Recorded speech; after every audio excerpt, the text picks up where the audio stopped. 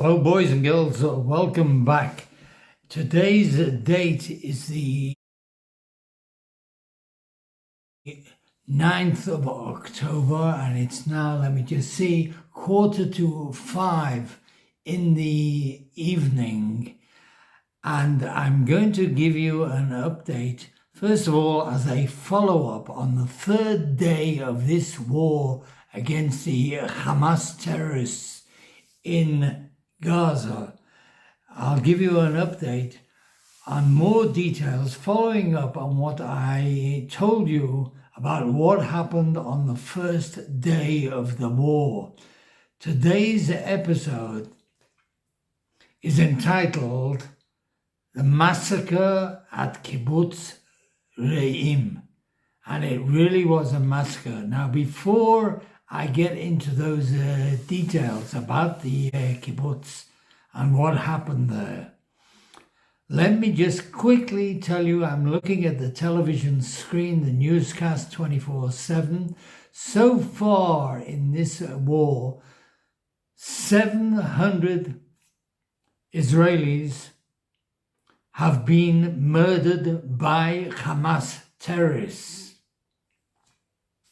They came over to indiscriminately murder and obliterate everything in their path. Somewhere in the region of 1,000 or 1,000 plus terrorists broke through the fence. In addition to the 700 murdered, about 2,500, maybe up to 3,000 people have been injured, some of them severely. So in a critical state, there may be a rise in the number of deaths. In the last 3 days, somewhere in the region of 5,000 missiles have been launched against Israel from Gaza. The Iron Dome system has in fact managed to stop a lot of these, but occasionally some of them have landed in areas that we didn't detect. A number of these rockets have in fact hit their intended targets. Today in Ashkelon, there was a direct hit on a house.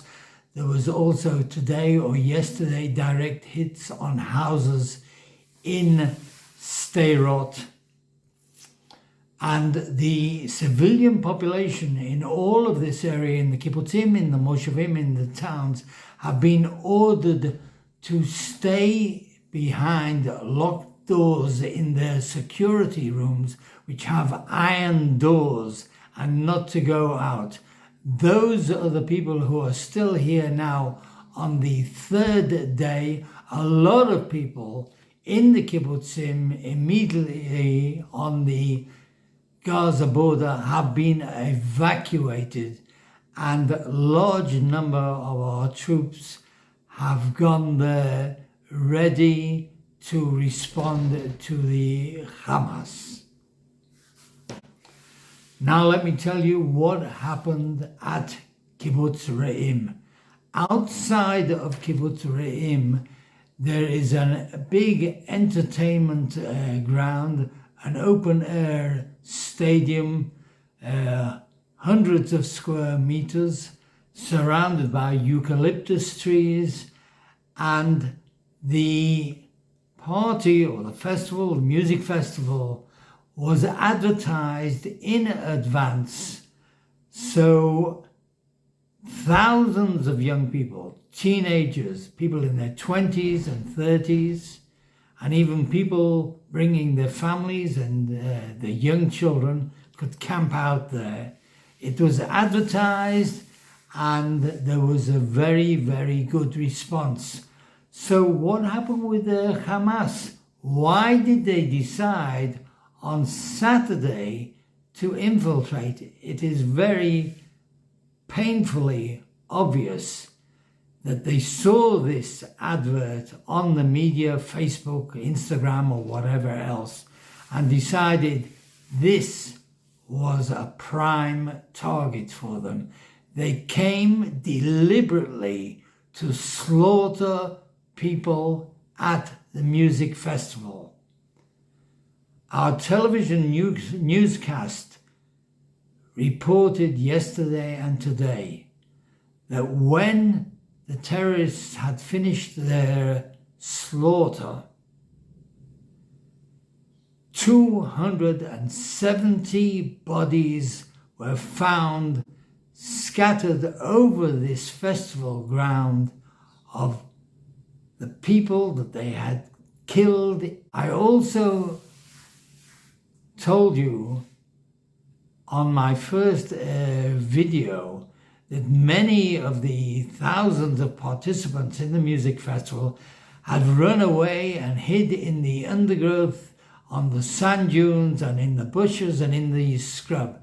These people were very lucky, and they hid out for hours, 10, 12 hours, and they heard the shooting and they were absolutely terrified.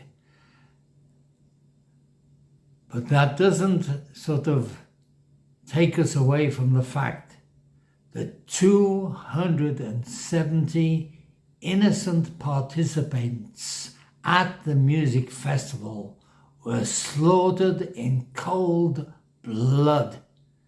They were sitting ducks, I'm very sorry to say. Hamas deliberately planned this massacre as part of their infiltration to Israel and part of their plan to kill as many people as possible. And this was a mass of people, so they just came into the festival site and started mowing people down en masse with their automatic Kalashnikov rifles and hand grenades, and they were armed to the teeth against people who were there tragically just to have fun. I would like to add, for those viewers who are looking at this episode now, normally on my channel, until my video number 27 yesterday, normally I talk about the good things that happen in Kibbutz. The name of the channel is Kibbutz from the Inside. And if you don't know what this channel is all about, then please view the list of videos that I have uploaded in the last 9 months. However, this infiltration war with Hamas terrorists on the ground and the 5,000 missiles that they have thrown on us, or launched at least, most of which fortunately did not land on civilian population. These 5,000 missiles have been absolutely terrible. This is the first time in Israeli history of 75 years that we have dealt with such a large and, how can I say, terrible attack by terrorists. In addition to what I have just told you about the massacre outside of Kibbutz Re'im, let me just point out who these people Hamas are. For example, in Kibbutz Nirim, or Kibbutz Be'eri, I can't quite remember, they kidnapped an 85-year-old grandma, and they displayed her on her electric buggy, her golf buggy that she moves around the kibbutz on. They displayed her as a war trophy in Gaza. This appeared on Hamas video. They kidnapped a mother with a 1-year-old baby and a 3-year-old toddler, and they took her. I found out today By the way, Israel is a very, very small country with 9 million population. I found out today that a woman whom I knew 40 years ago in my first kibbutz in the Ganibet, she too had been kidnapped with her daughter.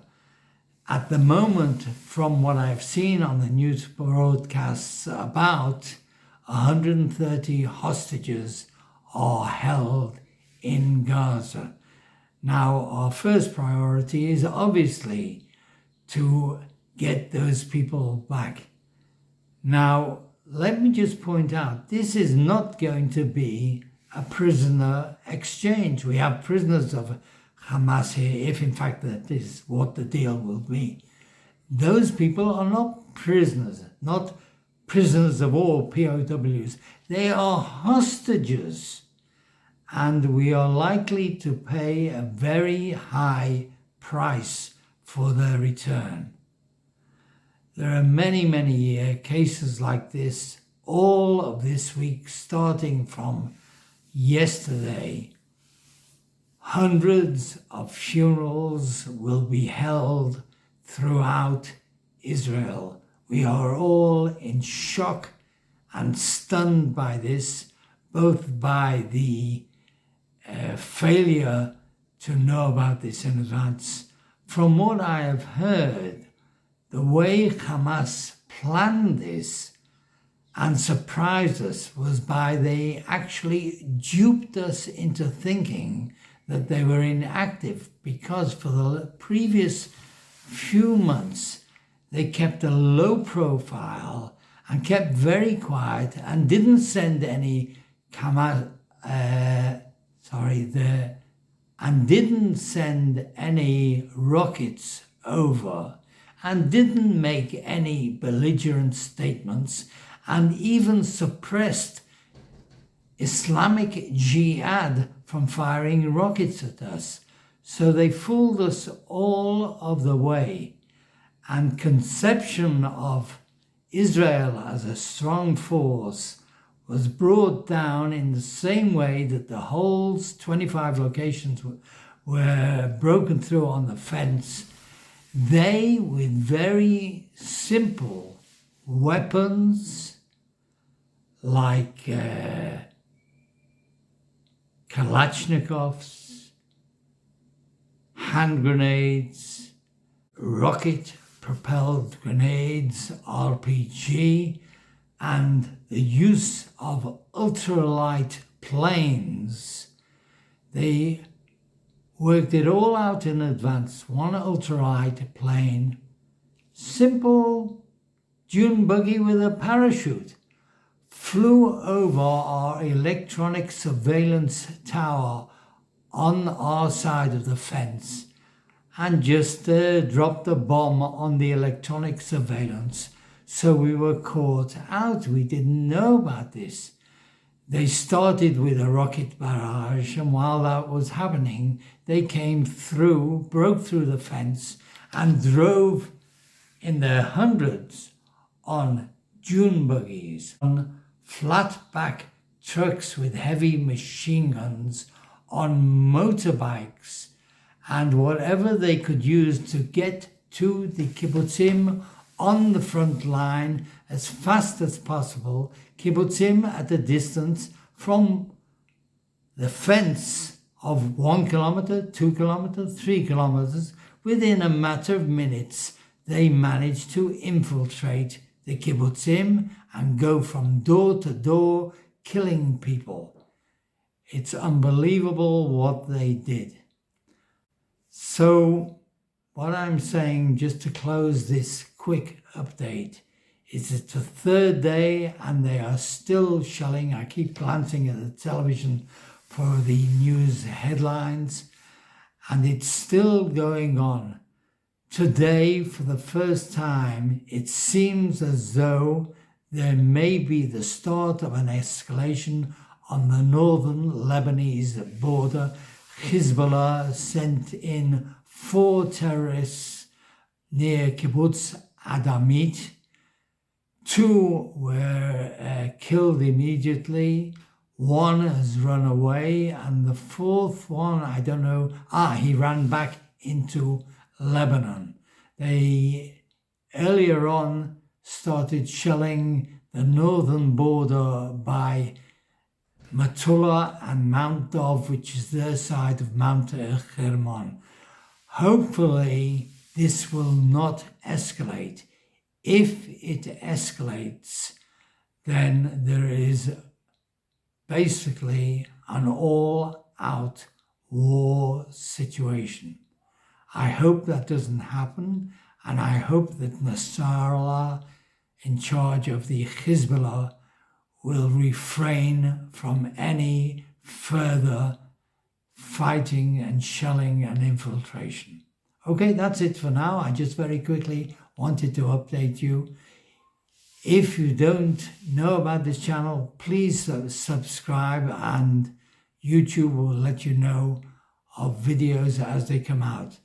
As I mentioned, normally this channel is about what's happening on the inside of kibbutzim, but because of this war situation, kibbutzim, moshavim, towns on the front line, it's an exceptional period, the first time in history that this has happened, with a direct war, not just individual infiltrations, a direct war with Hamas terrorists.